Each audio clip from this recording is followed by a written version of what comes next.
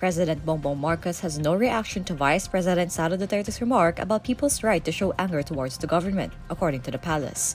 Duterte earlier expressed her gratitude to Cebuanos who joined the People's Indignation Rally in Mandawi City on Saturday, February 22. She said over a radio interview that it is just right for people to express their anger so that those from the government know how the people feel.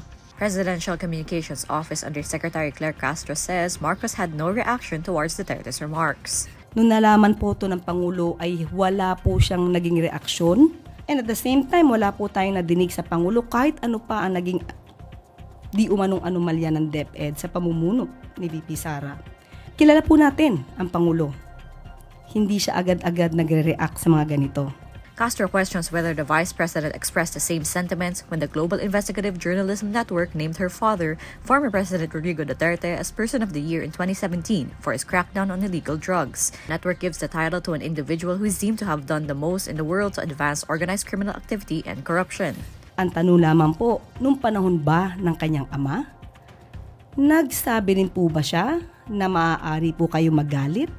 Lalong-lalo na po nung ang kanyang ama ay nabansagan at nabigyan po at kinilala bilang most corrupt noong 2017.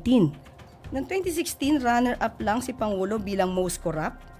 Siya ay kinilala ng Organized Crime and Corruption Reporting Project. Pero noong 2017 ay nag-level up si dating Pangulong Duterte at siya na po yung naging awardee at kinilala ng People of the Year being the most corrupt. The PCO official also questions the timing of the Vice President's remarks. Wala po tayong masasabi kung kanyang ine-express ang kanyang damdamin.